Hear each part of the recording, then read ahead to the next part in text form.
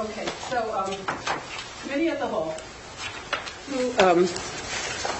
Mayor, would you like to give some background on this, or should we just... Okay, I can give you some background. Please. Essentially, Salams, sometime last year while they were moving from point A to point B, had asked me about the Trexing. At that time, I didn't know much about it, and I kind of, not so much blew him off, but like I said, well, I don't know what it means.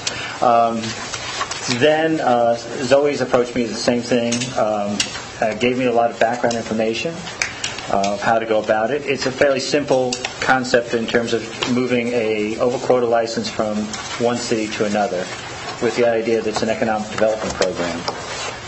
It needs a letter of support from the legislative or some kind of authority within the city. At that point, I crafted, and it actually gives you a template letter if you go to the website. It's up to the license procurer to actually find an overquota license that's available. So at that point they did. You've got the receipt of a transfer, and you can see where it says Trex, I believe, on it. And it's dated last month, the 17th or the 24th. I forget which one it is. At that point you were asking, and at that point I also went back to Salams and said, are you interested, since I ignored you the first time.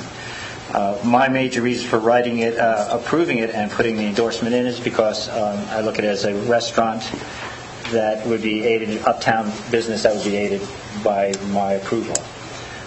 Again, I think you've got this one from 10/21, so you have 30 days. At that point you ask, what happens if it, do we have any say-so after the fact, after we approve this license or this license gets approved? Do we have any purview if it turns into something other than a restaurant? In other words, it's a D5 license, which allows you to actually pretty much serve alcohol. And it could actually kind of drift into a straight bar situation.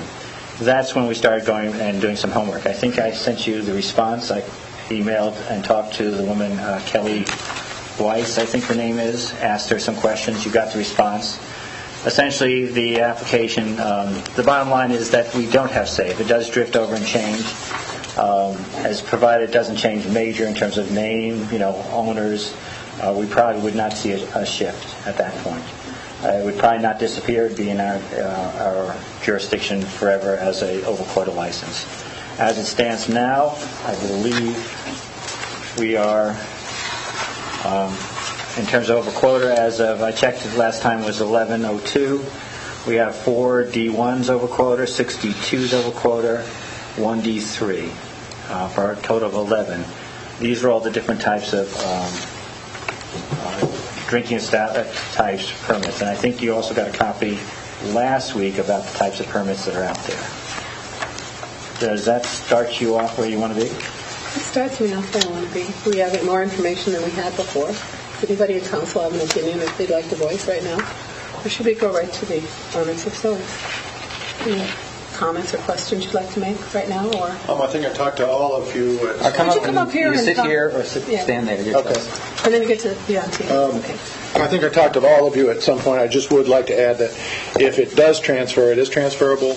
But if we were to transfer it, whether it stayed in the same restaurant, we sold it as part of the restaurant, or went somewhere else, they'd have to go through this whole application process again. So they would have to get the letter, just as we did, from the mayor or a member of city council to move the process forward and Trex transfer the application to the next person down the line if we were to transfer it. Okay. One of the concerns of us, again, is that it doesn't so much as a transfer, but a change, and not even as a change of use. But in theory, you could have a restaurant that is a restaurant and a bar, and gets to be more a restaurant over time. Because we like what you're doing, we like what Salam's doing, but if it starts drifting where all you end up with is a bowl of crackers and a bunch of drinks, then it's still the same name, still the same entity. Sure. Doesn't come across, doesn't get that event horizon where anybody notices or deals with it. I guess that was the concern I was hearing from some council members. Okay. I didn't know that you talked to many of them already, but I talked to I think everyone that's here. We don't have any intention of doing that. Certainly, we've been in business for 5 years. And we started out as a food business in the Plains. We moved to Athens city proper a year ago, and we were doing fine dining, and that's what we can intend to continue to do. And as another point, I do intend to issue a letter to salons along the way as well, just because, again, I look at it as how do we make a better mix uptown for restaurants versus bars versus just sub shops. I mean, if we want more diversity up there, I look at both establishments as a fairly good asset. And again, my first reason for not doing anything about it is I just didn't wrap my head around it at the time. Any questions from council members?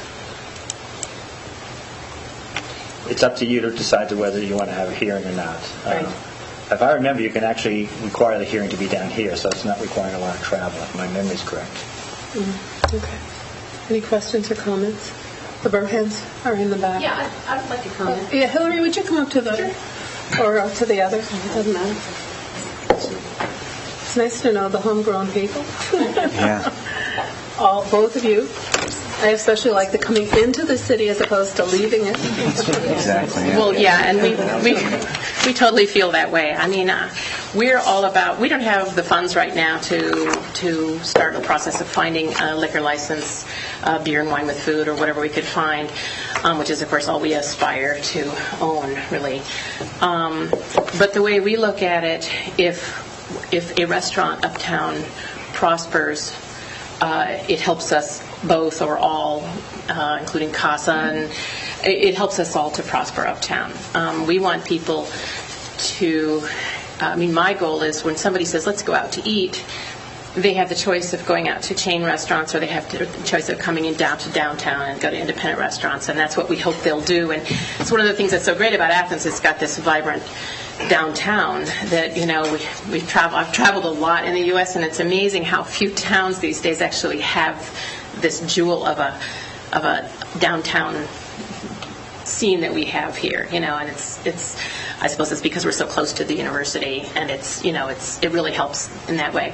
But it's always seemed totally crazy to me that somebody who just has enough square footage or a big chain, or they're in a, they can automatically get a license based on that they have this many employees and this many, because they're going to be huge, they can have a license. But a little French restaurant like Scott's, who would like to be able to sell some bottles of wine to their customers so that they can actually have their restaurant be a going concern, for that not to be able to happen just seems just crazy to me. And it just seems like there are lots of reasons that it would be good for him to be able to, and for us to be able to eventually, if we ever, because it is easier to make it as a restaurant if you can sell wine and beer with your meals. Sometimes I wonder if we can make it as a restaurant without being able to do that. And so that's all I wanted to say. Thanks. Thank you both for your comments. Now, anybody have a question or an issue? Well, maybe I'll ask about either of you. Roughly, how much does exactly how much does this license cost when you buy it from Liquor Control? We don't buy it from Liquor Control. We bought it from the previous owner. Oh, but the market price elsewhere is $25,000. We pay $25,000. Okay. So it's it's about a third of what the going rate here in Athens is. It's about a fourth. A quarter to a third, yeah, something like that. And how much would it cost if you bought it from the state? If you were privileged. You can't do that because of the quota system, because they're over-issued. But how much would they charge the initial purchaser? I just think it's kind of good. I'm not sure about that. I do know if you have they have a license that they can give you for if you have 4,000 square feet. I believe you have to have 400,000 square feet. Is that 400,000 square feet, and I think the property value has to be over 700,000. And if you have all that, you can get it for $2,500. Okay. You see, there's. And actually, if I went on the website as of this is dated 10/30 of this year, a D5 permit fee, and this is coming from Liquor Control permit classes, is $2,344. So you can see the state it's very undervalued when the state passes it off, but because it's a limited commodity. Right now, I also checked as of 11/02, there are two safekeeping licenses present. One being the Blue Gator, and then the other one being Westside Tavern Inc., which I thought was an appeal still. I think 6 months ago when I checked this, when I first looked at it, I think the university had one in safekeeping. I don't know where it disappeared to. But that's it, and then that's probably the negotiation price you're talking about for any entities. As far as I know, one's tied up in court, and I don't know what the other one's doing. Yeah. So they're really unavailable. Yeah. So it's fairly safe to say that this is probably better than gold. I mean, this license. It is better than gold. And that's the reason why I brought it up to you guys, because essentially there will be, you remember years ago me being very critical about the overquota of licenses, although who have been around a longer time. Now the other hat's on, the mayor hat's on, and the economic development hat's on. So everybody who says I hate businesses, please be quiet. Much to my embarrassment. At the same time, you realize I brought it up because there may be those who have licenses who have it as an investment might be concerned too. If we start doing this as a, if it's one-fourth the price, you realize that this is an investment that's not stable at this point. And again, I think we should discuss each one that comes through just because it will reflect what we end up with over time. Okay. I think it's fair. Anybody have an opinion right now they'd care to voice? Elahu? Sure. I mean, it's clear and hearing from other people that these types of businesses are key to our local economy, and this is a way I think that we can support them and help them grow in Athens and really do something that years down the road I think probably we'll look back and it'll have a positive impact on the uptown. So I'm all for it. Okay. I'm inclined to support that position. Jim? In my conversation, I expressed my support for this as an economic development issue, realizing the importance of this kind of option to a restaurant. But I still have questions about the TREX procedure, and would not mind having. I'm disappointed that there's no one available to come just talk to us from the state. Can we charge $2,500? Excuse me? Right, they can't afford to. I understand. Right?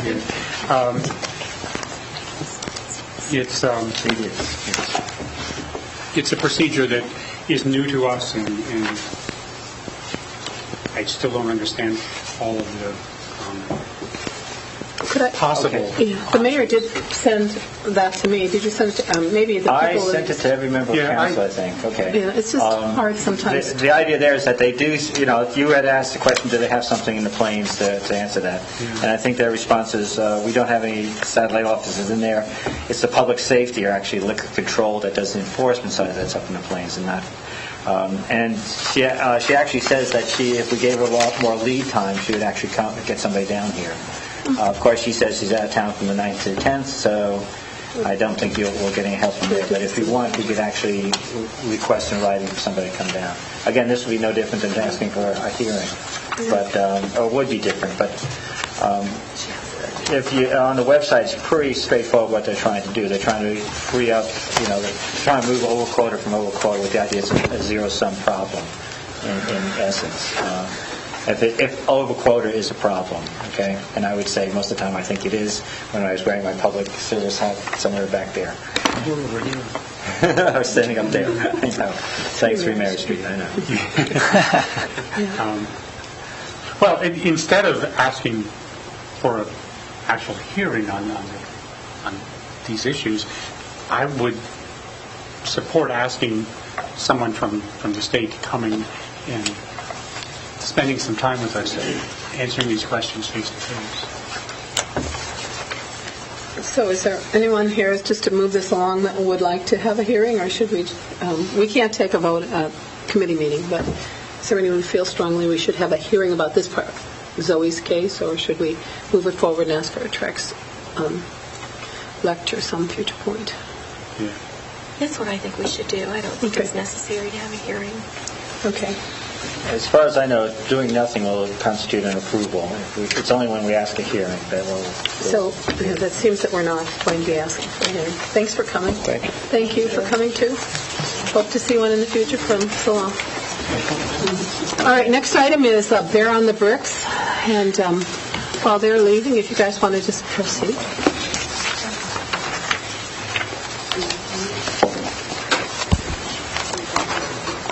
Oh,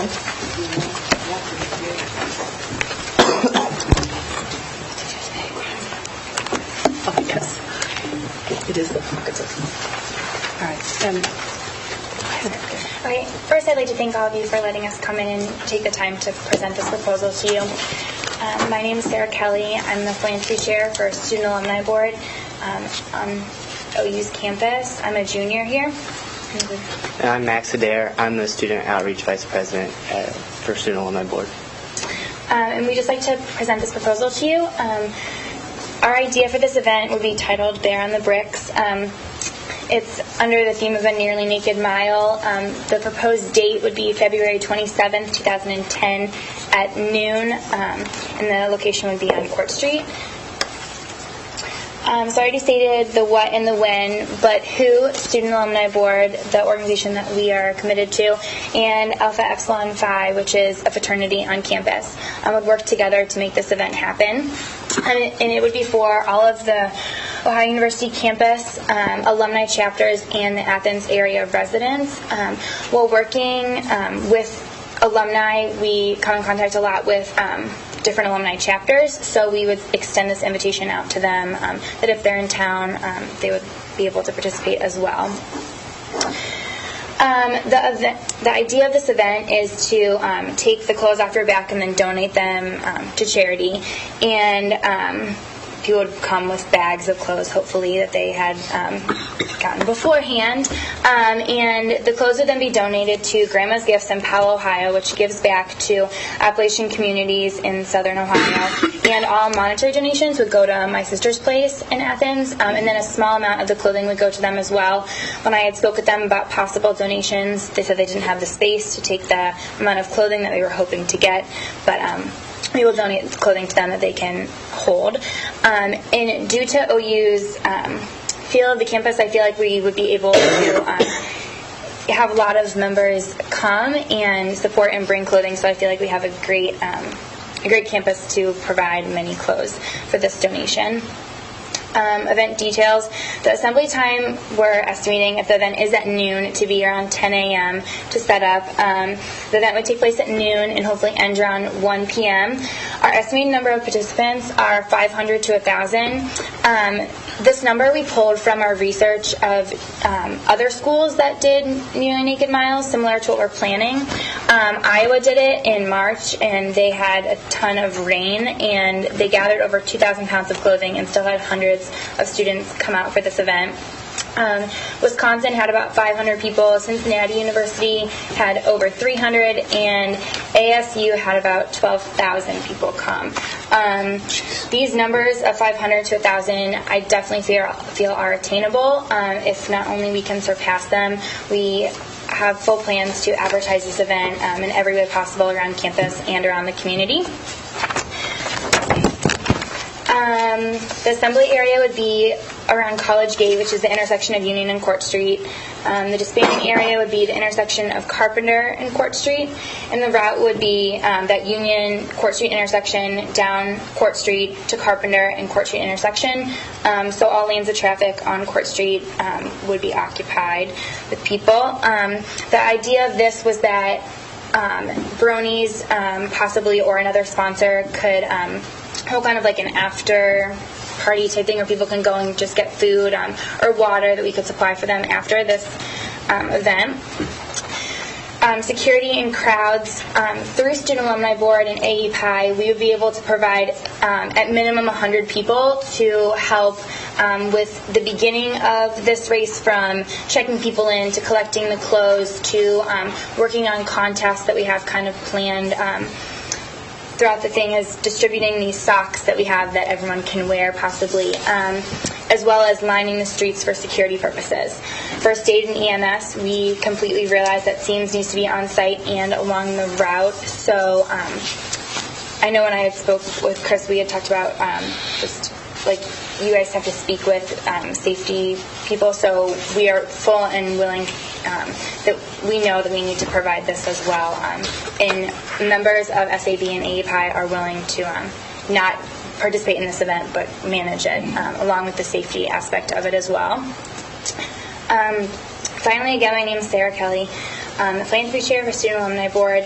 There is my phone number and my email address. And before I move on to questions and concerns, I just wanted to kind of close by stating that I really feel this event would be could truly impact OU's campus and the Athens community. Working with Student Alumni Board, I really realized the impact that alumni have on our campus and the community by giving back. And as students, charity is definitely the ideal thing that we can give back, since we don't have those stable jobs yet, to give back monetarily to the university. Philanthropy is definitely something that we can all participate in. And with working in Student Alumni Board, we talk with alumni as well as students, and telling students that this is what you have to look forward to in the future. And really, we've gotten the feel from students that community service is definitely top of their list now, which is one of the main reasons we feel that this event can be a huge hit for our campus, as well as giving students that memory of running down Court Street in, their shorts and these socks that we're going to provide for them in the middle of winter. Giving them maybe more of a sense of connection to Athens and the community, as well as OU, maybe making them in turn then give back to the community and OU when they do become alumni. And finally, philanthropy is something that is a huge part of my life, and I am very passionate about and dedicated to. So I know with the help of everyone that will be planning this event, Max and everyone else, that we will fully be able to make this event worthwhile. And I would love to be able to provide this to the campus, and with this, we would love the closing of Court Street on that date to provide this event to the university. So with that being said, is there any questions or concerns that I can clear up? Before we go, could I ask Chris, could you take over? Because you're New, I believe it's Mom or Dad's weekend, and then there's Sib's weekend, and there wasn't any of those major weekends on campus that we know of as of now. And then I think it's in between Dad's and Sib's weekend. Yeah. Okay. We did look into that, though. And so we would have to make sure that there's nothing going on Court Street also, no other sort of... I can say that we have yet to look at it from the safety services perspective. And I can tell you, when you say supervision of intersections, you have to be certified, qualified, or what have you to actually, if we're talking about. Washington Street can be an issue because of the Sheriff's Department, the Police Department, and access. Just need to look at it. The date is definitely flexible. That was just our proposed date, as well as the members are just something that we know can be extra help, as well as the help that we know that is required. And along with looking at the feasibility of it, Ms. Kelly and I did discuss the fact that there would be a minimum number of city staff that would be required to staff the event, which would involve an expense, which could be anywhere between $600 to $1,000, because there's a minimum of 3 hours overtime for times however many persons would be required for that distance of Court Street. So they are aware of that in pursuing this. The only other thing, I've never heard of Grandma's. Is that what was that? Grandma's Gifts. It's located in Powell, Ohio. And you say that they provide donations to Appalachia. Do they already work with our New to You or other venues here? I'm not sure the other organizations that they work with, but I know they don't only just donate clothes, they donate multiple other things, but clothing was one of the things that they donate. Councilmember Bain, did you have a I just thought I'd congratulate them for starting early. Yes, I agree. Yeah, but essentially it's like a week to go, and we have to... The other thing is, I guess, the service director mentioned New to You. There's Smith Chapel in Logan, which takes clothing in. It's a Methodist food pantry thing. It's the one that has parades of cars every Monday morning. And then there's also Friends and Neighbors in Athens, which deals with...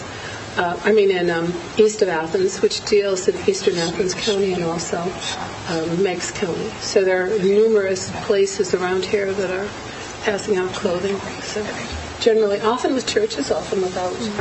I personally don't do it. I try to use mine. Okay. Any other questions?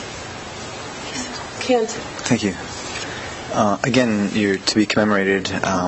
Max, what was your last name? Adair. Adair, thank you, Max Adair and Miss Kelly. And I was curious about your enthusiasm and energy. If you envision this being something that will continue to happen in the future, is there future Student Alumni Board members that are hoping to make this continue, or Yeah, I mean, I'm a junior, so I hope that if it goes through this year, I would love to do it again next year. And then hopefully I do feel like if it is a big hit, I feel like it kind of works with our campus and a lot of students on our campus as well would love this event and this memory. So I feel like if it works well this year, then it can only get better from here. So, Sure. yes. Our organization is pretty big on tradition, so once we get something started, and they'll just keep doing it. Yeah. Wonderful. Oh, A couple of questions. You're envisioning Court Street from Union Street all the way to Carpenter Street? Yes. Is it necessary to do all that? A lot of events that we have just focus on a block of Court Street, and it makes it easier to control. Not even control, but to control traffic, especially. Traffic is a big problem.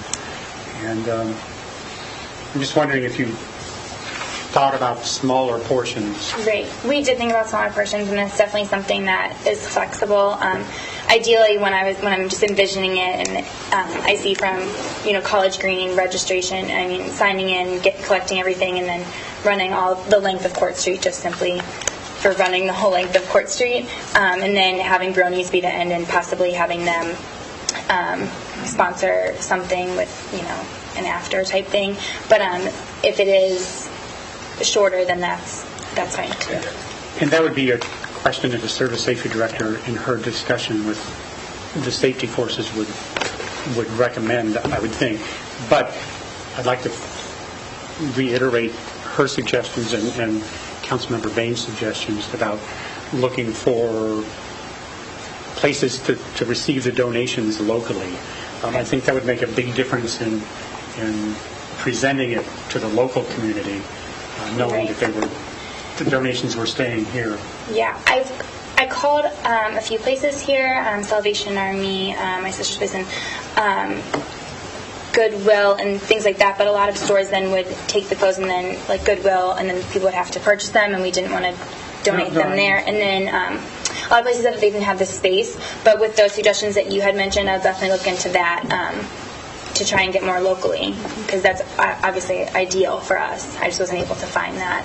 You can always parcel them out. There's somebody that does just shoes. Yes. Any shoes you can use. He gets rid of them, moves them on. Honest to goodness. Just have to find this stuff out. So, Member Bain is a great source of What? these ideas. Yes, I will open that. Okay. And if I may, the mayor, with his economic development hat on tonight, also suggests that you schedule to meet with the AUBA, Athens Uptown Business Association, to see if they would support the closing. Okay. And I can say, Jim, as you indicated, we rarely close the entire length where, like for Halloween, it's closed all the way to Mulberry. We almost have to keep Union open in order to have people, and that's still significant. That's like the Halloween trick-or-treat uptown when we close them. Again, this is technically a parade, so it's going to be, I'm trying to visualize why it would take so long to go 3 blocks, but, I guess in socks or something like that. Or Shoes will be required, so I'll have shoes on too. Oh, okay. With the socks, okay. knee-high socks. I see you talk about seams there in case somebody collapses from going 3 blocks. But again, I understand, I don't know how long it would take to run through all 3 blocks, and that's the question there. I think AUBA's meeting not this week, next. They thought they were meeting this week, but I think they're meeting the 18th. It's usually 8 o'clock or 8:30. 8:30. And AUBA being the Athens Uptown Business Association. Yeah, sorry for the acronym. That's okay. It's okay. Can I ask a question? The Chamber of Commerce, we worked with them to get businesses on board for our Paint the Town Green event, philanthropy event this past quarter. Would that be another place that you would suggest for us to contact? The Uptown Business Association is a subdivision of the Chamber, but you may as well go through the Chamber as well. Okay, perfect. Thank you.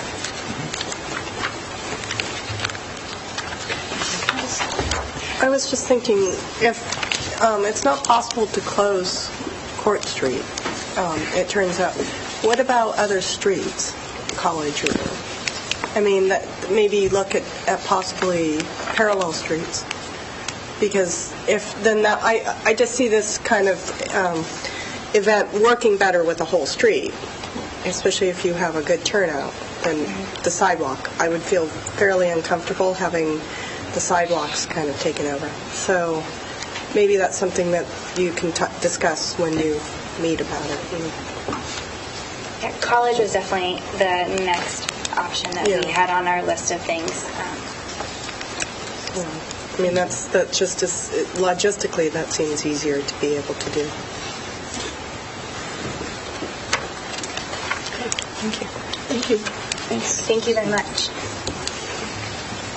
And under miscellaneous, Ken Barnes. Thank you. You asked me. I know. What was it? Did you say Kent's done what? I said Ken Barnes, my old colleague. Oh. North Carolina, sorry. It's okay. No worries. I was confused. I really liked him, so. Well, good. I'm in good company. I was in touch with the mayor earlier today and was emailing and catching up on a proposal for a one-reading resolution. And on sort of a serious note, I've been contacted by the Birth Circle, which is a local nonprofit. The Birth Circle, which is a local nonprofit, and they had proposed the creation of a memorial, which would be for families that would like to remember the loss of an unborn child. So on a serious and somewhat somber note, this is something that is realistic that a lot of families encounter and can often be a challenging time period in one's life. So they were proposing the creation of a space in which people could remember and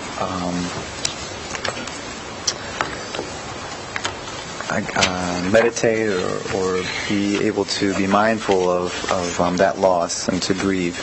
So in talking with the mayor and then also the director of Arts, Parks, and Recreation and the assistant city service safety director, there was a space at Sells Park near the pond which has been identified as a potential placement for a bench and memorial space. The Birth Circle would be responsible for the bench, and they have a bench that they've either created or are going to have made that they will provide. And I believe as well are open to the maintenance of that space and the bench as well. So this is something that the Birth Circle board members would welcome the support from the city and this forum as a way to jumpstart the process and offer that memorial space. Any other thoughts, Mayor or Service Safety Director? No, you did bring this up early in the month, and whether it needed any action on council in terms of ordinance-wise. But again, we have had donations to the community center before, so in my opinion, it didn't really require action of council. On the other hand, discussion of having to bring it up to public awareness, that's why the resolution was recommended. Correct. And you saw the emails going back and forth between Assistant Service Safety Director Ron and Rich about the acceptability of the location. And they've been in this longer than I have. Yeah. Okay. So that's where we are. Any thoughts, other comments? I just have a question. Sure. I was just wondering, would the bench have a plaque on it just in memory of the lost children, or would it actually have names on it? That is a good question, and I believe as we proceed, we could probably have members of the Birth Circle present to answer that or discuss this further. Thank you. Yeah. Member Sands. Two questions. I question the placement. I'd be happier with it somewhere near the community center. I'm just concerned about maintenance in an isolated spot like the pond at Sells Park. We don't have Vandalism? we don't have vandalism. We don't have personnel up there on a regular basis. And secondly, council was asked to accept some murals by a group that was going to maintain them. And that group had several years ago, I called to report some maintenance problems. Well, they've given up on that now. And this is an entirely different thought process, I understand. Sure. But people move on, and the city is left with an issue.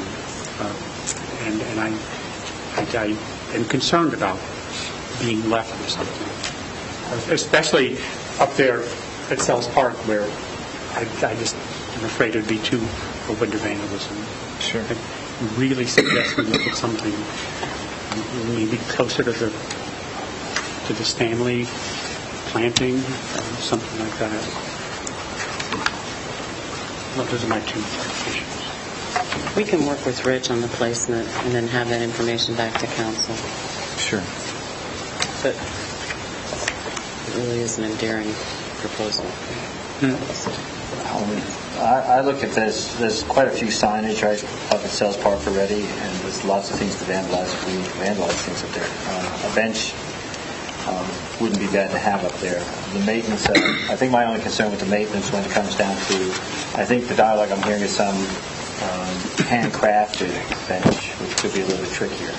I say that because you never know what the level of craftsmanship is. But that's it. If it fails as a maintenance issue, then it will disappear eventually.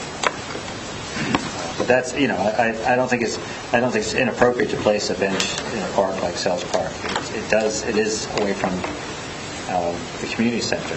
But Yeah, a rustic bench, yes, but a bench that's memorializing an issue such as we're talking about, it seems that vandalism to that is more serious than somebody just carving their initials into a wooden bench. But that's Sure. Okay. further discussion. I'm sorry, I don't want to belabor it. And as you said, it's not a council matter, really. Yeah. Although, as the mayor and I, as he alluded to, the public support, or I think helping to get the word out that there is a space for people is the request from the Birth Circle, which I am welcoming to champion that for them. So with that, I think we'll move to the next committee meeting, which is Finance and Personnel. And Jim? We're going to start out with a general discussion of the 2010 budget. Actually, the auditor passed out some information that we have to look at together. I do just have a couple comments on that. This is the actual numbers to follow up from my revenue report that I promised a couple weeks ago. And just a couple things I want to point out. We do now have the figures for Richland Avenue on page 3. They aren't numbered correctly, but we all know that that's a large amount of money and it's all going to be spent. So it's kind of money in, money out. And then on the second to last page, there's an $80,000 there that we're probably not going to be transferring from the general fund into the parking garage. We didn't this past year, and that was just put in there. That was a question we weren't sure about. Other than that, the only other thing I would point out is that our anticipated revenue in the general fund is $10,800,000. And our actual budget in the general fund right now is $11,905,000, almost $906,000. So with the amount of carryover that we're looking at, that does mean cuts in the budget in the general fund. We've been talking about that, but just to give you some perspective on the numbers. We do expect our budget always is more than the actual new. This would be new revenue. But as I said, we're a little worried about the carryover. So Member Bain? Would you say your estimates are conservative? Yes, they are very conservative. I will Thank say you. that. I will good. say that. I like Very conservative. conservative. They are. Just because. And so Easier to cut than to... it really is. If we, get some extra money, things start coming in, that's all great. But rather than plan for that, this would be the bare bones to start with. Some discussions with the auditor's office recently have been to save the general fund expenses by moving some activities out of the general fund, payment for the general fund out of there, and even some other funds flowing back into the general fund. All of that would be. We have a meeting next week. We have a committee meeting in 2 weeks. And by that committee meeting in 2 weeks, we should have all of this fleshed out and be able to say, here is the budget. The mayor is working on his expenses. The service safety director is talking to department heads about their anticipated budgets. And we've already prepared the personnel budgets because those are pretty well set, except for changes you might make now, but we have contracts, and so we know. So that's all been done to project that expense. So it's a matter of just in the next 10 days of putting all this together and having a real document that we can look at and so did you have? I interrupted you, I think. Oh no, I think that's it for now for me. So we're talking about reading it the first time, probably in first meeting in December? Probably. Yeah. Okay. I mean, in the real world? In the real world. We'll receive it, I think, the last committee meeting. We'll have a final product. Okay. One thing I could throw out there, if I don't know if council members remember, because we do this once a year, but we are required by law to have at least a temporary budget in place by January 1. We have until, we've never done this, but we have until March or April to put in a permanent budget in place. Typically, what we've always done is passed what we consider a permanent budget in December, and then just made changes in January and February as necessary, because there are always things that come up at the very end of December that you find out about at the end of the year. Does that make sense? So that would be the reason to pass something in December. We have to have something. And Kathy has prepared most of the transaction request 100s in terms of salary. What still is out of the mix so far are the interns and the overtime. And so those are some of the other questionable pieces of the puzzle. Member Gosney, you had your hand up. I didn't catch that first number about the, so anticipated is 10.8 million, and currently budgeted, in quotations, is 11 what? 11,906 right now.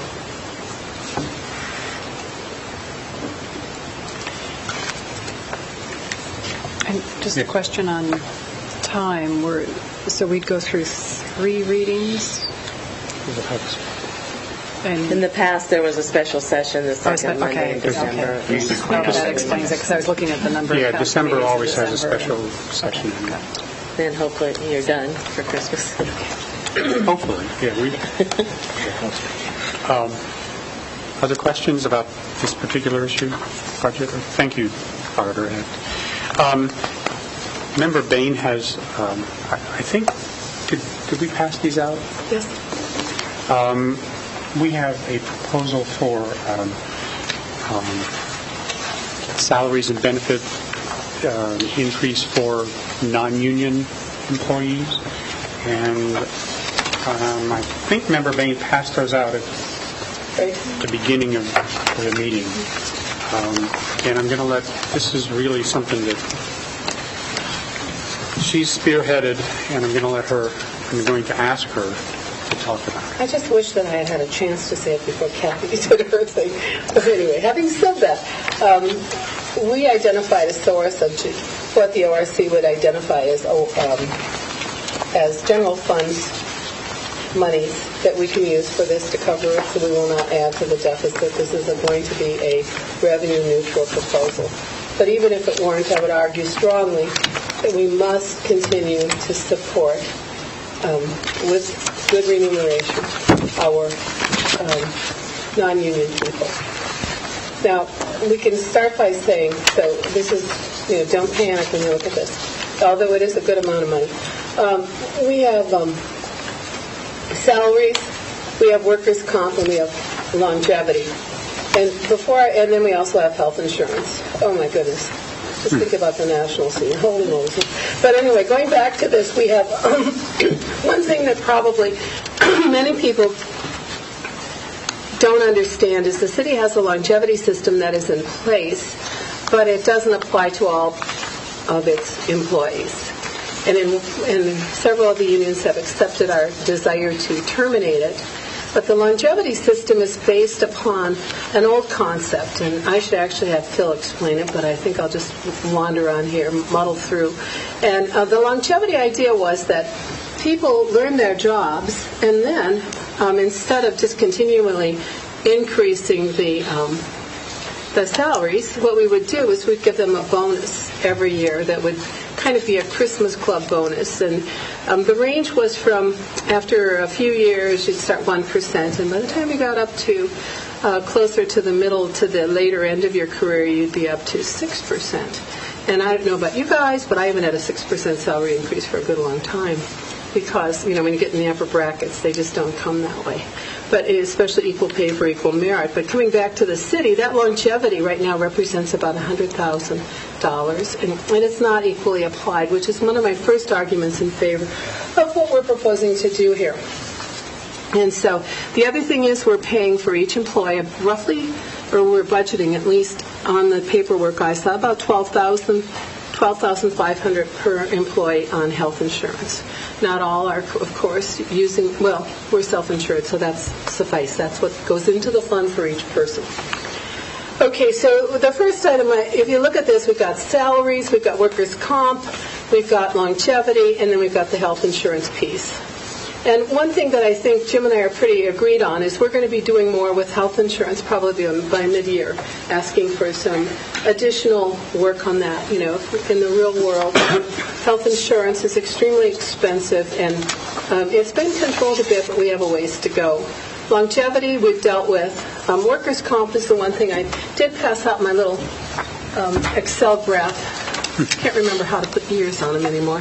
Anyway, we did have an unfortunate safety situation in the city, but we're up pretty close to $1 million in workers' comp charges. I was actually looking at some of Kathy's numbers, arrays numbers, and I was thinking, boy, it's a lot for a person that sits at the desk to be getting a $5,000 charge, strictly based on the salary. And so I think Chris has mentioned several times, and we've kicked it around, and I just handed the mayor the piece of paper that Chris gave me. There is a person, we were wondering if you could ask that person or some other person to give us a bit of a overview. Somebody standing outside who is a specialist, this guy, the professor is from the Health and Human Services College. Oh, I guess it's not that anymore, but anyway, he does this has done this for Texas towns, and apparently worked fairly well. And so that's one place where conceivably there could be some change, although I'm not sure. So so longevity's there. It's relatively unequal. It's definitely unequal. It's not relatively. If you're a relatively new employee, then you don't get it. If you're a long-term employee, you get it. And that will help explain what we came up with. We talked this thing back and forth several times. I think I've mentioned it to you many times. But we have, if you take a look at Exhibit C, non-union pay scale, Debbie Walker was wonderful enough to pull this together and to show basically what we think will be happening. I am occasionally shocked by how low some of the salaries are here, but having said that, we're trying to raise them up. So we have three parts to the system, and again, remember we also have longevity tacked on the end for some people, and this is something we're going to have to deal with fairly quickly because now people are getting to the end. The system is set up like this. Don't let your eyes glaze over. But you hire people in at a step, and then each year they go up a step. The step is about 3%. And by the time they get to 6, or actually the midpoint, this is very similar, in fact, to what they do at Ohio University and for people. You have the midpoint amount. And so that 3% in the first 5 or 6 years of your career in the city, or 3 or 4, depending on where you're slotted, you get a 3% every year. And then you get to the midpoint. And then theoretically, in the deep dark past, we talked about, oh, gee, maybe we should start doing some evaluation. And of course, it didn't really happen. And so a decade later, I'm saying, well, maybe we need to look at this a different time. But the midpoint is supposed to be the midpoint of the salary situation for a particular person, based upon a relatively in-depth analysis of what has gone on in that. And then there's a max in which the person is topped out. And the arrival between mid and max, you can see, is quite a substantial amount of space, the equivalent almost of going from 1 to the midpoint. So maybe at year 12, 14, 16, you would be at the max. Now, the people currently at the max are now longevity-based, but the ones who will be there in 5 or 6 years will not have longevity at all because we've eliminated it. Okay, so our proposal is to give essentially a 2% increase in the steps. Am I doing it right, Jim? And a 3% increase in the lower levels where there is no longevity. Since I was a spearheader of getting rid of longevity, I cannot believe what it is and how much it costs. I think it's very important that we treat the people in the lower end of the pay scale with a great deal of tenderness here and give them a bit more money, and so that's what we're doing. So we're actually proposing to raise the steps in the lower level. People at the midpoint and above, and that would be people who are into their career, many of whom have longevity, we're talking about a 2% increase. That would be between the midpoint and the max, anyone who falls in that category, in an hourly wage. And then finally, the last proposal is to give a 1% increase to the people who are topped out, who are all getting 6% probably longevity as it is.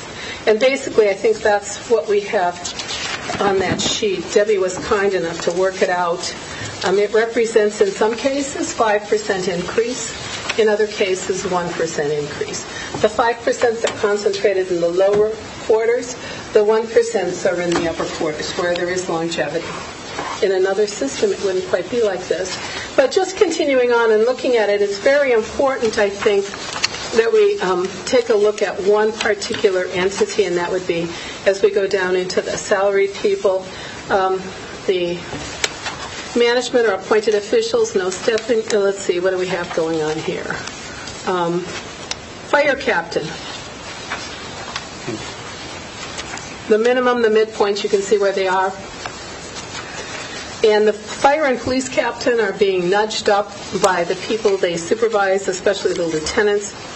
And so what we've done is we said police and fire captains' hourly rates of pay will always be at a minimum 5% above the lieutenants who report to them.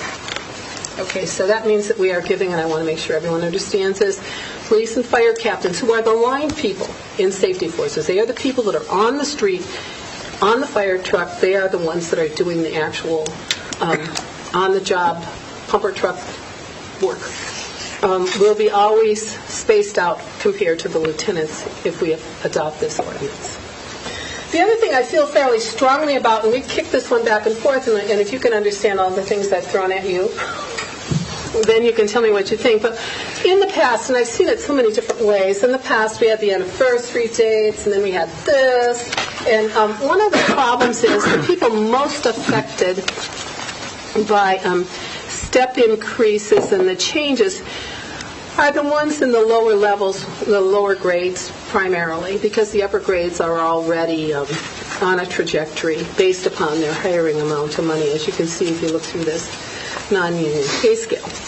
And specifically, what would happen, at least initially as we envision this, and once again, this is not going to increase our cost, and we have to do it because we need all of these people working strongly for us, because we need the auditor's office, we need the law director's people, we need the city, the administration's people. I mean, just as an aside, I remember coming in for a meeting, and the mayor's out there waiting.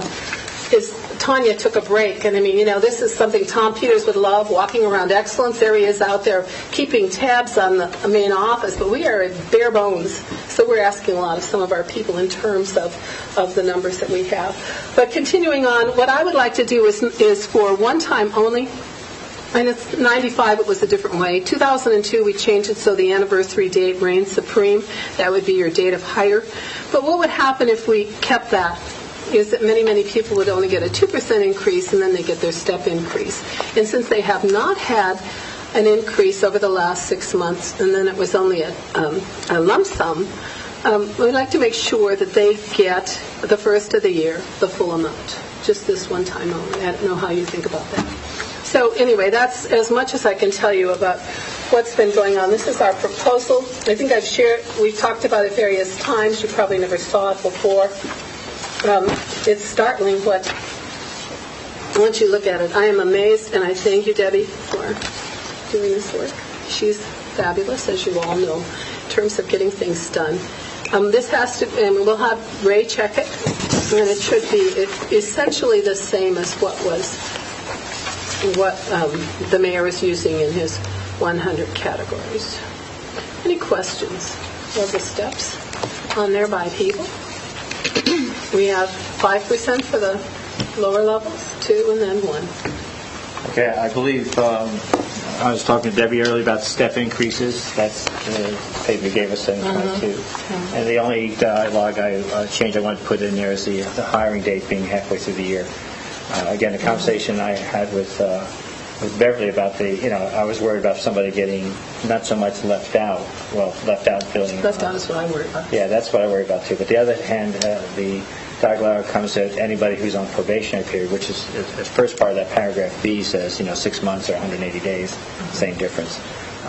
That policy-wise, it's always not wise to give somebody a step increase if they're still on probation.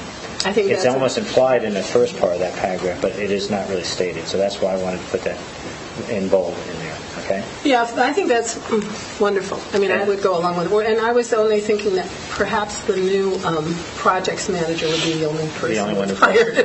And so this is like a one-time only, as far as I can tell, to make up for what we've done. What we haven't done. And the other thing is possible, Debbie, can you send me the electronic version of what you've done here? Okay. We have to have probably send it to Ray and Kathy too. Yeah, well, of course, Kathy's seen it, I think. Yes. Ray has. And I know it's the spreadsheet, it's the Excel spreadsheet from way back, but. Right. No, I didn't calculate the individual. You just did by block. Yeah. But she'll be back to it. I mean, that will be done by the time we get to reading. By 10 days. Or so. Okay, any questions about this? Now, the pay, once again, let me remind you that the money is general fund designated by ORC money, but that is not in the general fund, so we can use it for this. The law director approved it, and not that you have to, but you did. Any questions, ideas? Ken? Have I totally bamboozled? It is a lot to consider at once, so I'm going to have to meditate and sleep on it. Find the bench, huh? Yeah, exactly. Sherry, anything? Did I hear you correctly that people who are getting longevity will get like a 1%? Right, and some that are getting longevity will get a 2%. Will get a They're not 2%. So there's up to the midpoint is stepped. Then you get to that point, and there was an idea that it was going to be based on evaluation. We just give it across the board. We have done that. That's been traditionally what we've done. So that will be 2% to get to the maximum, which is based upon a study that was done in 2002. It seems like we're getting up close to the time of redoing that study. And then at that level, you are topped out, so to speak. Okay. I think the concept of steps at the time was that you get better at your job for the first 6 years, and then afterwards, in terms of the longevity aspect, was that we wanted to keep you here. Therefore, you get longevity. Mm-hmm. Somewhere in between there, of course, is the midpoint and the max of your salary range. But again, that's the way I understand it. Mm-hmm. And again, I'm getting it from secondhand information. So. And the other thing is, OU gives longevity to its administrative assistant secretaries and so on, but it's one time only, like every 5 years or so. It's not every year. It's just one of those little quirks. Member Paul? I'm just going down the line. Well, I guess my question is more with workers' compensation. I mean, it seems, We haven't I remember that, but is there any way, I mean, we're going to go and pursue this person who has... I gave them info to the mayor. Okay. Because, I mean, it just seems that it's just really skyrocketed. And there must be ways that we can go through and show that we have done certain things to bring it back down. So I would definitely want to go after and pursue this study. They are doing safety right now, and so they get some remuneration. It's relatively minor compared to the general bill.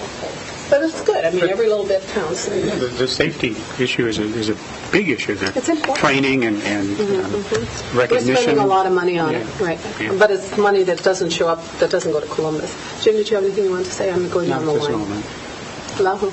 Yeah, I appreciate all the work that's gone into working for more fair pay and to get more equity in terms of how the city employees are paid. I would be interested to get more details on the source of this funding that was identified to pay for this year's increase.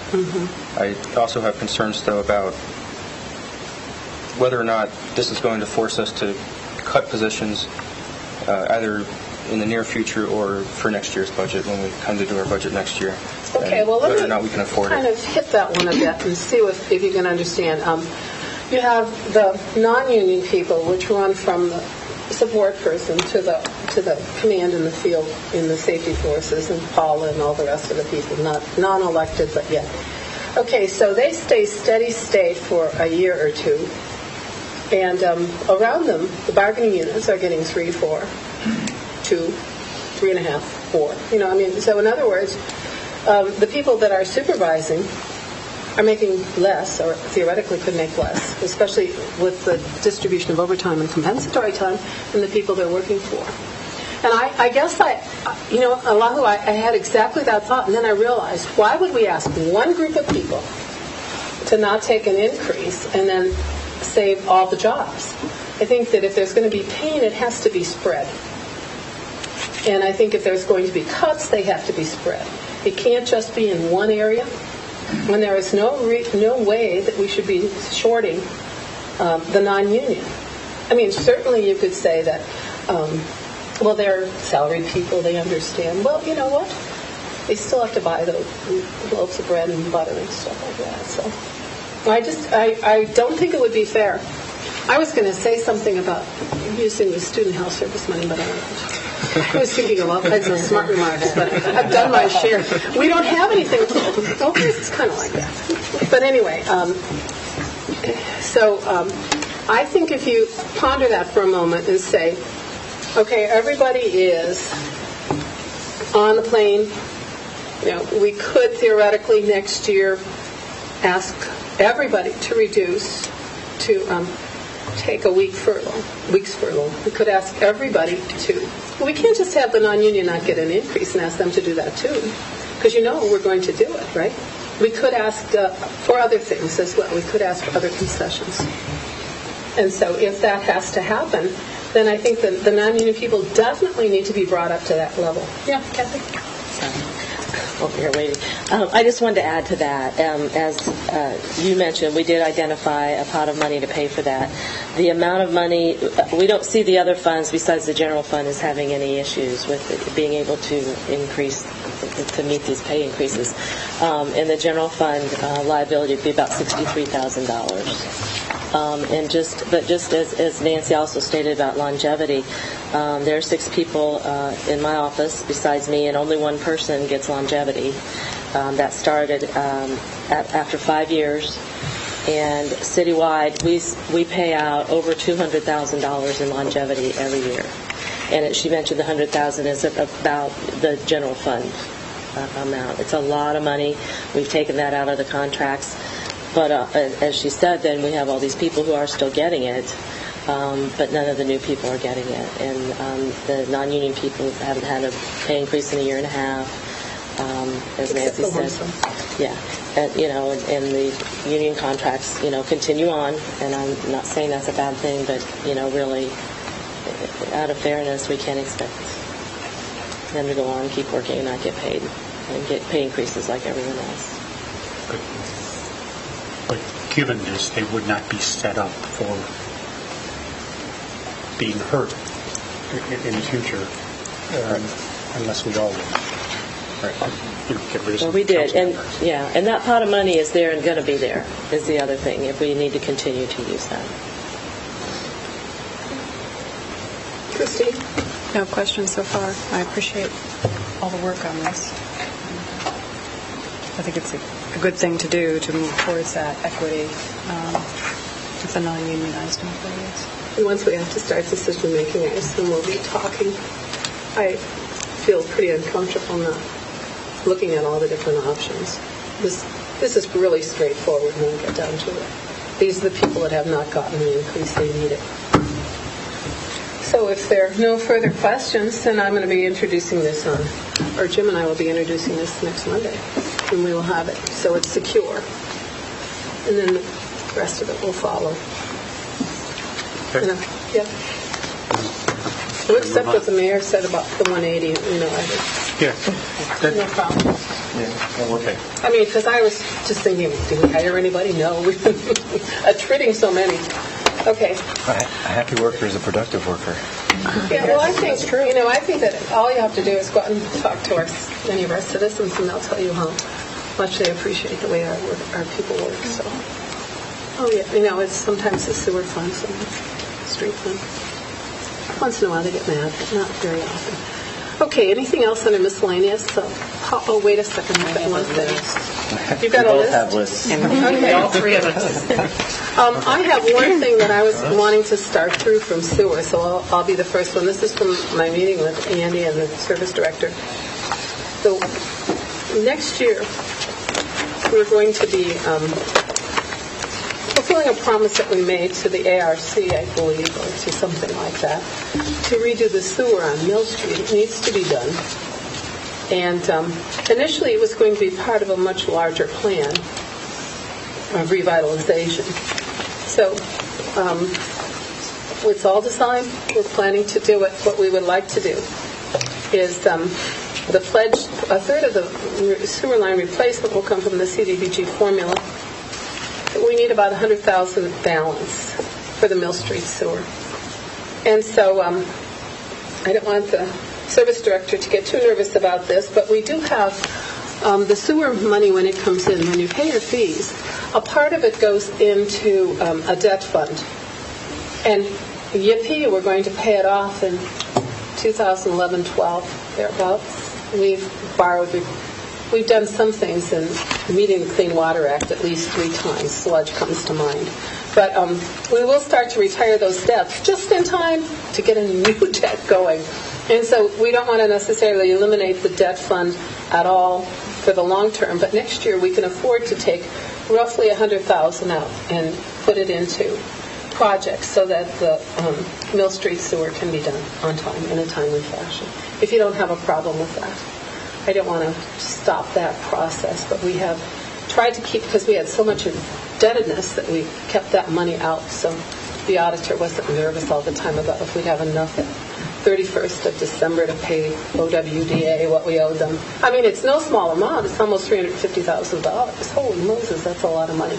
But we'll be retiring that debt fairly soon. The large debt will come from the wastewater treatment plant upgrades. Mm-hmm. So we're, after 30 years, it's time to start over again. So we'll just keep that debt fund going. And the other thing is, Oahu and the mayor have come up with a state plan that may, just may, find a way, along with the energy savings proposals, that we could get funding for doing part of the project on the wastewater treatment upgrades. So that would really be fabulous. We've got to chase that down. The application date is soon, I think the end of the month, before the end of the 20th. Yeah. And so if he does, then we will be able to do more projects like I Mill shot Street. most of that application to Andy already, but he's pretty much, as he said, overtasked, so we have to get together and do the nuts and bolts on it. Probably going around in circles. What? Okay. And again, the CDBG formula money requires public hearings, but during that neighborhood revitalization grant cycle this past year that we're trying to get to, which we didn't, We had committed to doing the projects on Mill Street. And when it fell through, they sent us a letter back saying, okay, since it fell through and you don't have the money, are you going to hold up your end? And of course, since we committed to it, we will do that.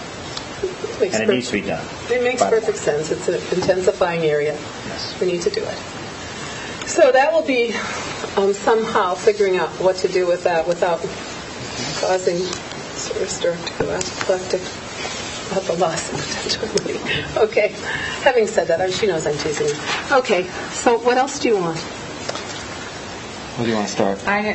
The auditor had requested if we can add about $1,500. Is it a transfer?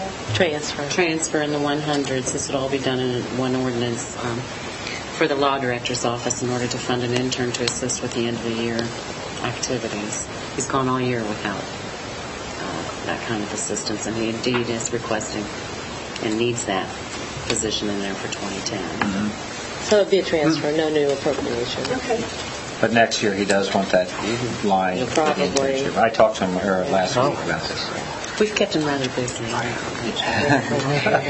The additional appropriations may be a request for $1,000 for parking enforcement for meter replacements. And street lighting, just came on the radar today, an additional $28,000 to cover this year's street lighting costs. Is this electric? Yeah, we pay it out in two different. Here.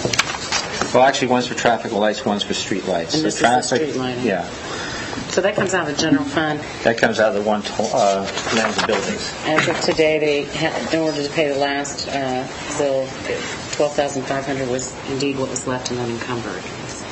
Andy says historically it's been underfunded. So it's about $135,000 right now. We don't want to underfund streetlights, but the $28,000 is a fair chunk of change. We'll get you through the last 2 months of the year. Mm-hmm. And Kathy just was handed this, so she'll look and see if there's... So anybody who has an issue, we'll just let them keep telling us. But the $1,000 is okay. It's when they had 28 that I...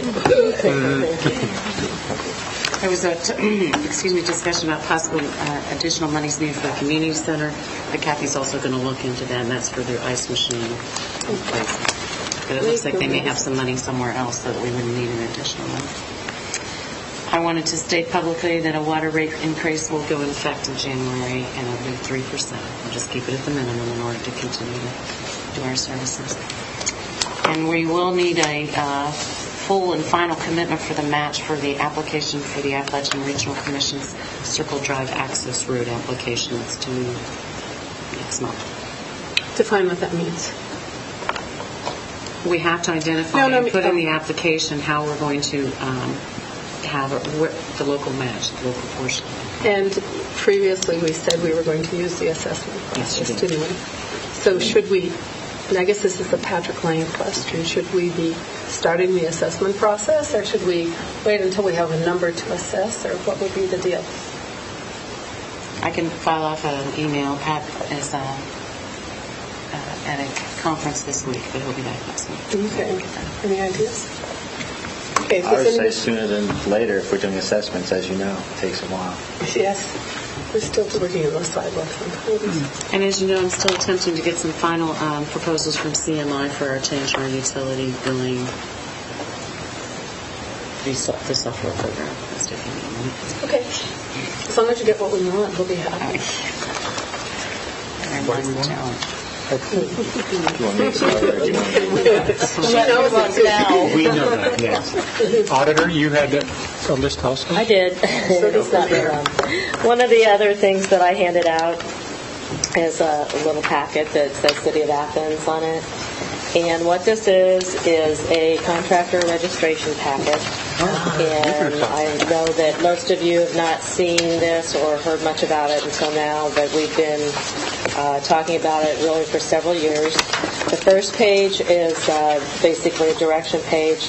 And actually, Ray and I have been working, and Leanna from my office have been working with the code director, John Paskey, on this. And he's all in favor of this and has been very helpful to us. The top page, Leanna has done most of the work, actually, with the typing and putting the stuff together. The second page is, and I'm just putting it out there tonight for people to look at, and then we can discuss more. You feel free to ask questions, but I know this is the first time you're seeing this. The second page is the actual application for registration. The third page is the contractor's bond, which I've asked Law Director Lang to look at. And then the next page is the City of Athens Business Professional Registration Form. That's a form that we use in our office for new businesses to get them on our books. And the final page is a form that we put together that they could carry with them, so if someone said, are you registered with Athens? The reason that we want this is twofold. One being the city already registers plumbers and electricians, and this would be a way to have other people registered with the code office so that the community has a place to go to find out if somebody has registered, if they are bonded, and to be responsive to the community, especially if there were any problems with someone. And my main reason for putting this forward is because this is a way for us to catch people and get them on our tax rolls. So that contractors, subcontractors are out there doing business and are paying taxes like everyone else who is and should be. Oh, two other things.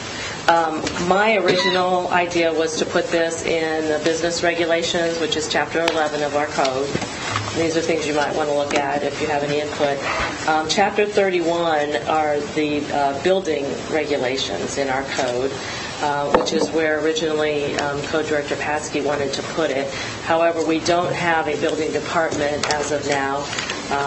The plumbers and electricians are already in Chapter 31. So Leanna and I have been looking at the code and going back and forth, and part of me thinks that it could be in both, as long as they don't contradict each other, but I'm open to feedback about that. But I do feel very strongly about trying to get people to register. And one of the issues talked about before, there are a lot of lawn care people running around in the summer months. We're not interested in going after, high school kids trying to make some summer money. And this would be, people over 18 and things like that. And we still have the regulation where you have to work 12 days in the city before you're liable to pay taxes. So an occasional odd job here and there wouldn't necessarily qualify anyway. So, Kathy, these are largely administrative. How do you think the ordinance will look? Have you seen anything like this that we could use as a template? What we're trying to find out about. That's the hard part, is the ordinance and then getting it into the code. Because the forms are something you could do with that. I guess I wanted to find out if everybody was in favor of this before we did too much more work on it. So maybe people could look at this. I mean, it has been coming for several years, so another couple of weeks won't hurt. Look at this, come back with questions the next committee meeting. And let me just say that this idea originated or was first really pitched strongly to council several years ago by a contractor himself. So this is not against contractors. This is a regulation that contractors would feel more comfortable with if everybody started from a level playing field. And so we followed up on it with various departments working at it. And the auditor did mention that there is an exemption for 18 and under. We're not looking at high school kids mowing grass for the summer. I might also add that, eliminating this from the building regs, John Paskey is working on that with like a building department in Athens, but that's down the line, and I don't want to wait until we have a building department before we start this process. So he might be coming back, sometime, maybe a couple years, maybe less, with some other issues for the building regs. But in the meantime, we want to get people on the books. Is it already in the code who would be required to, like for electricians and plumbers, who are required to have one of these certifications? And would you follow the same thing? Because I'd like to see it more spelled out who exactly would have to get this, so that when it goes out and the public, is talking about it, that they also know. So I think that would be good. And I'm just wondering if, when you guys were discussing it, if you have passed it by any, like, Chamber of Commerce or anybody who is a contractor who's been in on the conversations when you've been putting it together.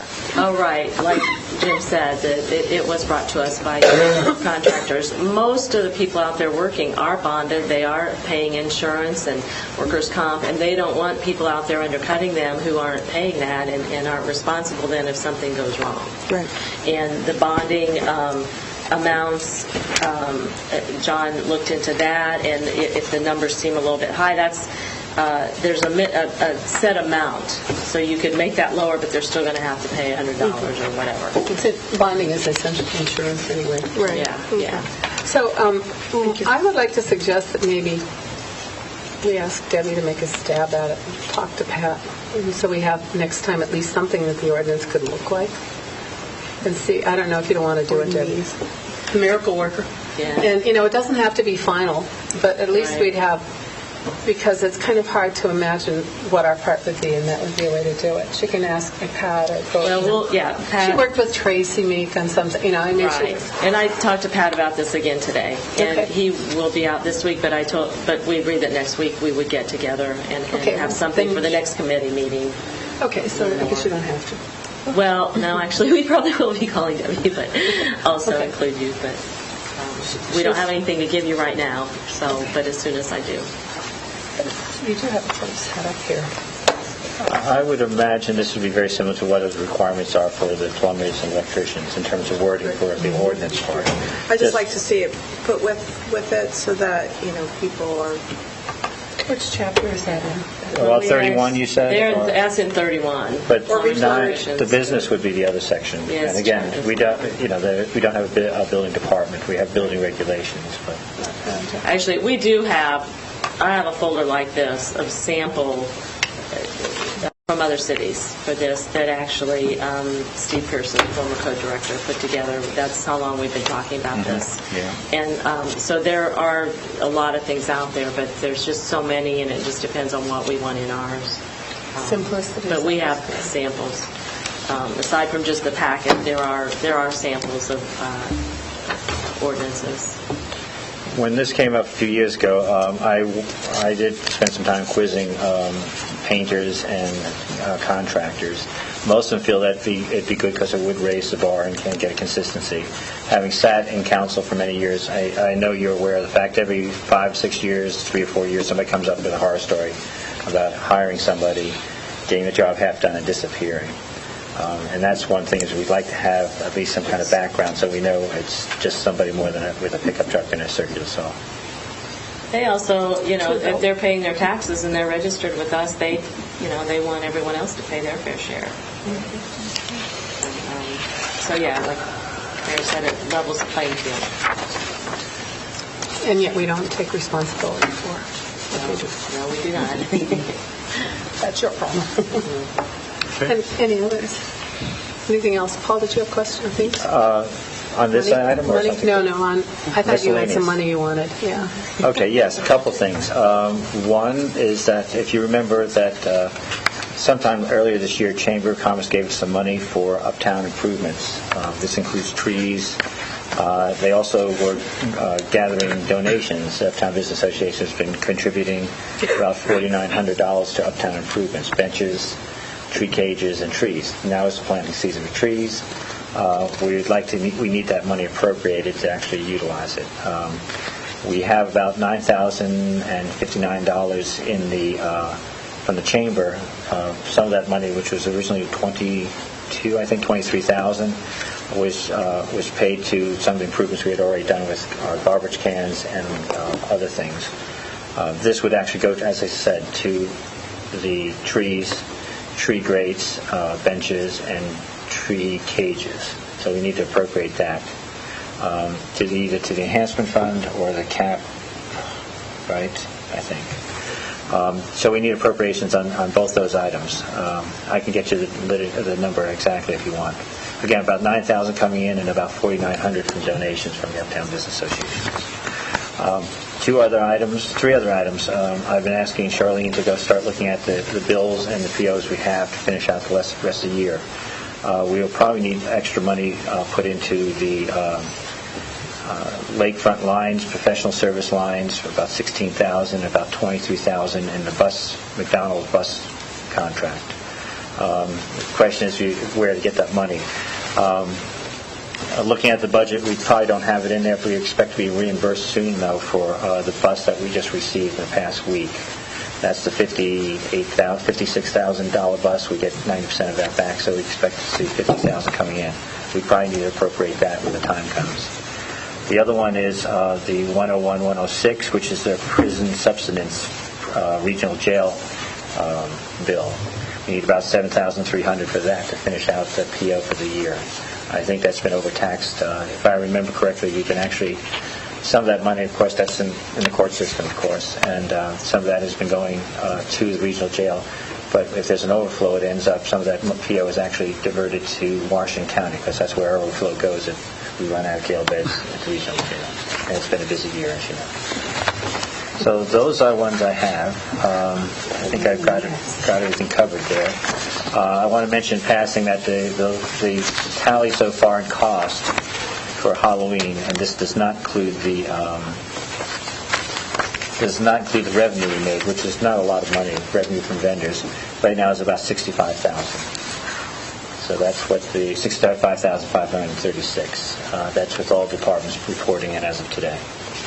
But again, I have not calculated. I think we only have about $5,000-$6,000 coming out of the vendors, and I haven't seen anything for the beer garden yet. But I don't expect a lot. It's not going to cover anywhere near that. The lion's share of the cost is coming out of,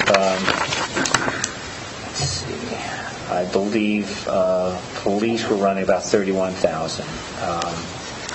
Fire was running about $17 and change, and the streets was running about $16 and change, as well as other ones, lands and buildings, and food costs and code are the other items, other departments.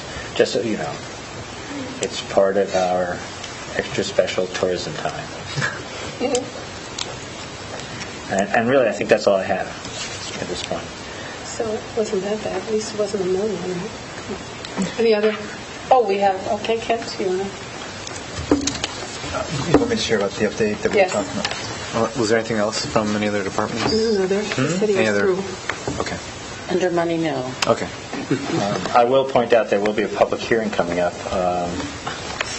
I believe it's going to be December 7th. This is for the public transit, the stimulus package money, as well as we had that rate increase that we had a public hearing in midsummer. But since it was so poorly attended, I figured we should do it again. And we'll be increasing our rates, our fare rates, to cover some of the deficit for our bus system from $1 to $1.50. And I think I told you that earlier this year. We had a public hearing on it mid-August because I thought we could institute it by September, but since we couldn't, we're going to do it in January. Good news. Thank you. Well, I was hoping to offer a brief update and rebuttal to some of the concerns that were raised by Mr. Goldsberry and interested parties pertaining to accountability and the process regarding the task force of HEBE. I did get a chance briefly before the meeting tonight to personally update Mr. Goldsberry as well, but for the public and for other interested parties, I can offer a brief recap. About a week and a half ago, 2 weeks ago, there was a public discussion held by AMAC in which they have their yearly update. And that's the Athens Municipal Arts Commission. In attendance at that meeting was the mayor, the city service safety director, the Arts Parks Recreation director, along with Member Nisley. I don't believe there were any members of the local media, and unfortunately I didn't contact our own personal media to have them document the process. So that meeting took place about 2 weeks ago, which was in the public forum held at Arts West to update everyone on the HEBE process. Additionally, I want to acknowledge that earlier last month we had a specialist drive over from Cincinnati with an assistant, and this gentleman's name is John Klein, who is the owner-operator of, he's a professional artisan sculptor and does restoration work. He's got a pretty good track record. He's worked on public Fountain Square in downtown Cincinnati, restoring that, a number of other projects, and then also the creation of new bronze and metalwork pieces. He traveled from Cincinnati to meet with me and to look at the Hebe sculpture in the water building. I'm waiting on his report. Again, I mentioned that he traveled to Athens in early October. I sent him an email and then followed up with a phone call, and he informed me that he would have his official report by the end of the week with his update and his observations and professional opinion. With that information, then I will be able to take that to my task force members who have looked at the sculpture and have talked with myself and Mr. Goldsberry and visited the Hebe with Crystal and looked at all the ramifications and issues regarding that. So I will be able to take that information and report from Mr. Klein, and then my subcommittee will explore the results from that and the information. We will then present that to AMAC and their board, and then AMAC will officially give a view and perspective and recommendation to the mayor and to council. So that is the update, and again, I appreciate everyone's patience and tolerance regarding this, and I do take this issue seriously and understand that there's a lot of concerns regarding the time that it's taken to happen. So thank you, and I hope that helps. If there's any questions, I can answer those as well. Member Nice.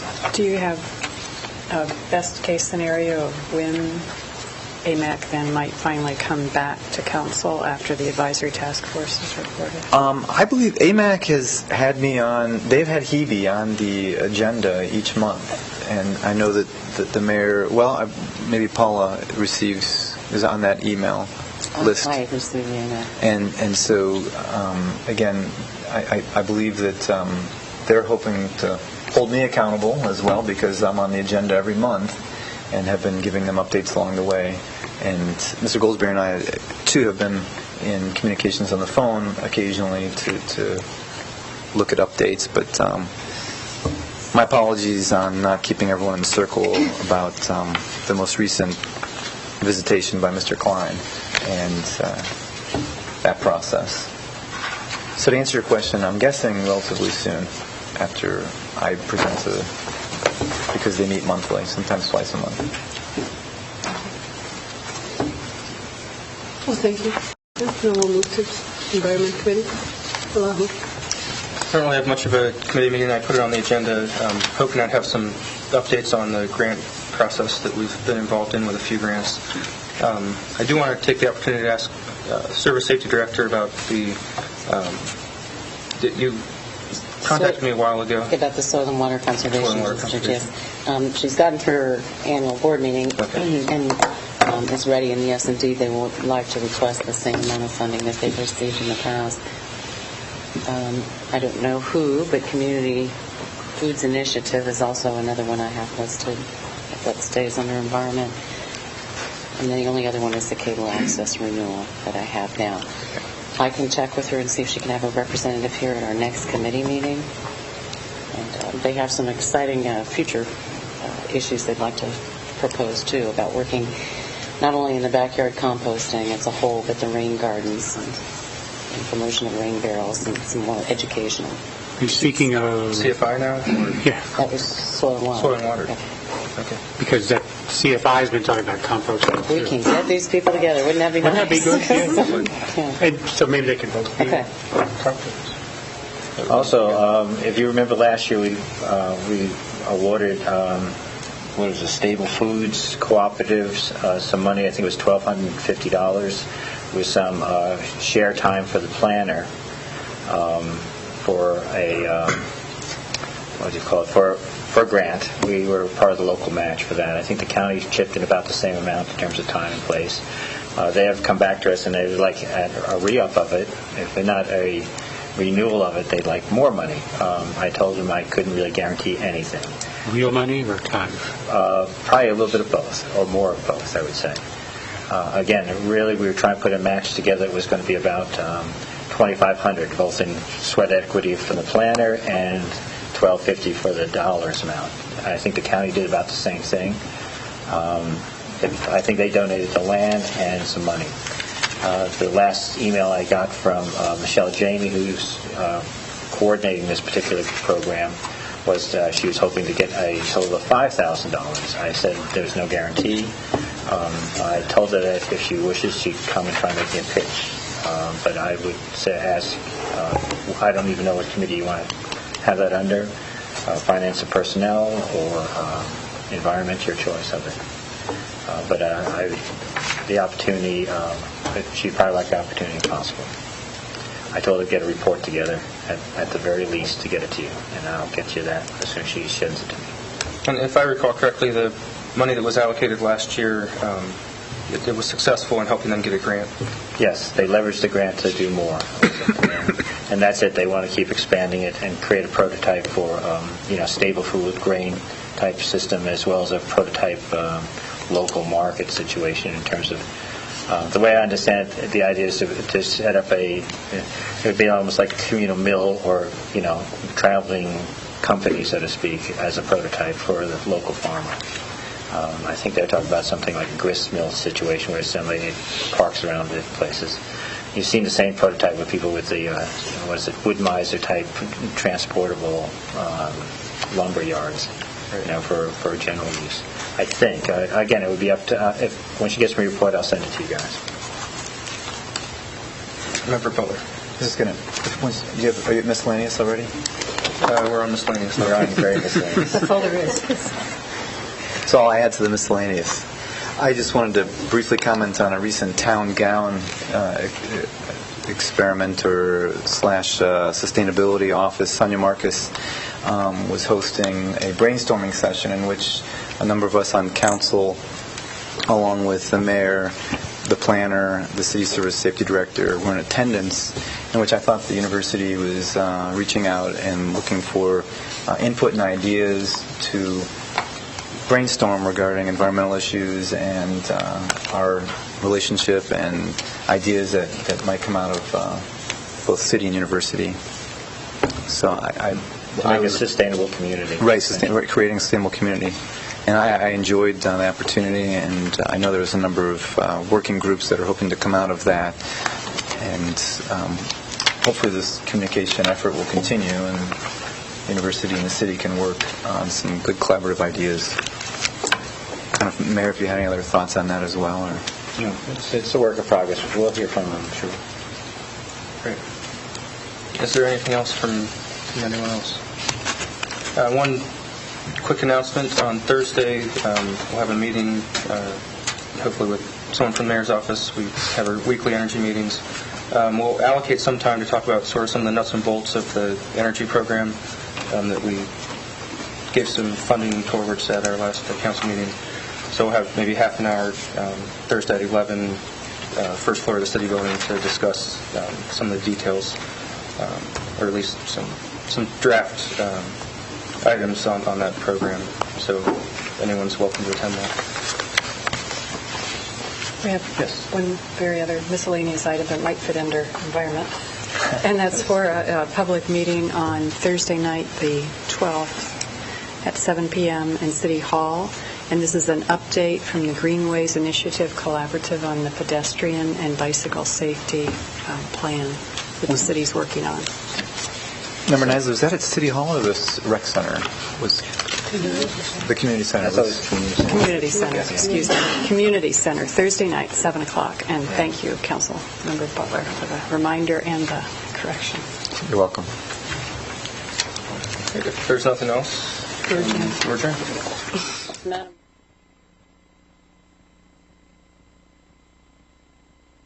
Yes, thank you. I hope this conversation has been helpful. And now that Dr. Ann knows me, I better make sure that I get my kids vaccinated so that they won't miss school and that I won't miss work. Thanks for watching. Starting a couple of pictures of us.